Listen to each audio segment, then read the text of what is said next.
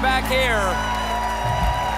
The CBS News own John Dickerson. All right, John, before we left, we were talking about the balance of the Senate, among other things, and before I came out here, it was still unknown what's going on in Pennsylvania and Georgia and Nevada, which were the three states left likely to flip in either direction. We don't know about Georgia yet, though it's very tight. You don't have enough on Nevada, but I understand there's a little bit more information on Pennsylvania. Yes, Bo Erickson, another one of my colleagues, says CBS says Pennsylvania Senate is now lean Dem.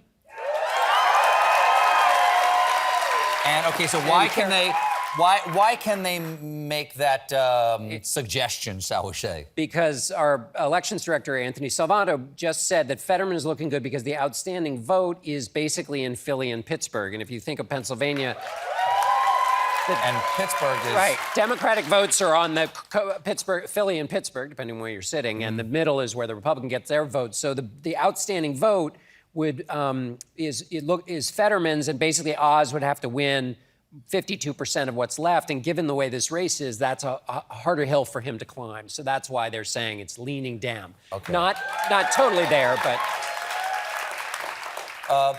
I got two questions that are sort of related to each other, and it has to do with the confidence of Republicans mostly. 65% of Republicans believe that there was shenanigans in the last election. And that was, of course, led by the former president going out there and saying, this is all robbed, we were winning, we did win.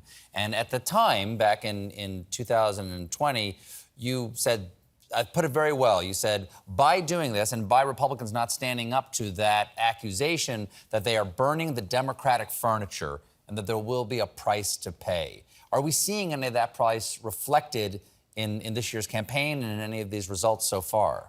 Well, Congresswoman Luria in the 2nd District of Virginia lost. She's on the January 6th committee. And then you have, of course, Cheney and Kinzinger, who were basically pushed out of politics, and others who voted for Trump's impeachment. I think of the Trump 10, 8 of them are no longer returning to Trump 10 being Republicans who voted for Trump's impeachment. 8 of them are not coming back for one reason or another. So on the other hand, in terms of motivation and turnout, that may be one of the things we find. What our exit polls tell us is those who care, inflation, abortion are top of mind. Those who care about democracy, though, it's interesting.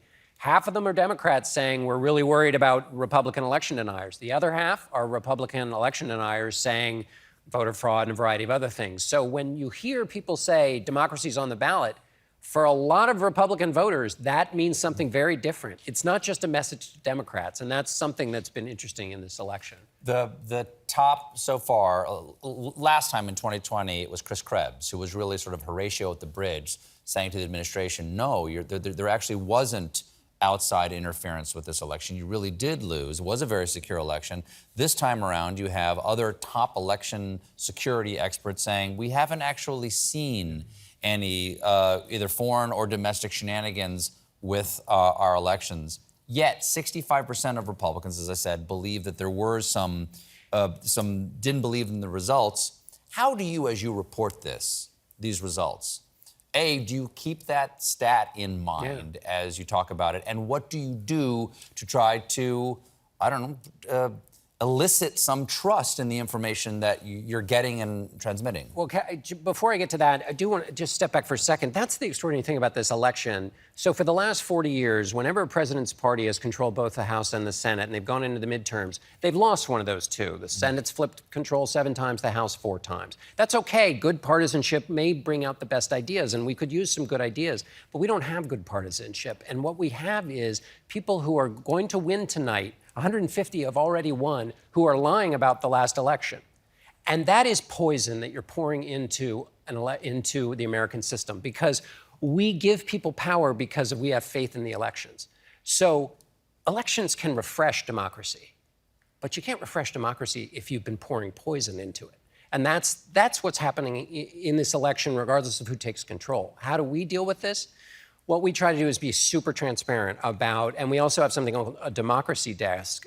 David Becker, who's an election law expert, who's there, who can say, no, here's the law in Pennsylvania.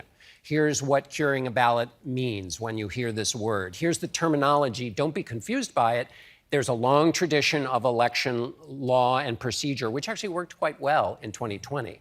regardless of what those who are lying about it say, it actually worked really well. And it appears so far tonight it's working well. So we have people who are explaining patiently how the process works so that people won't think there's any shenanigans, because when there isn't information, those who have ill intent rush in and offer, some crazy theory. And once a lie can get halfway around the world before the truth can get its boots on.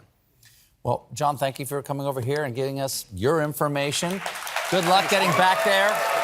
Don't get Nora mad at me. CBS News Prime Time with John Dickerson streams Monday through Thursday. Check it out. You can find more of John's reporting tonight after our show on CBS Live midterm coverage. John Dickerson, ladies and gentlemen.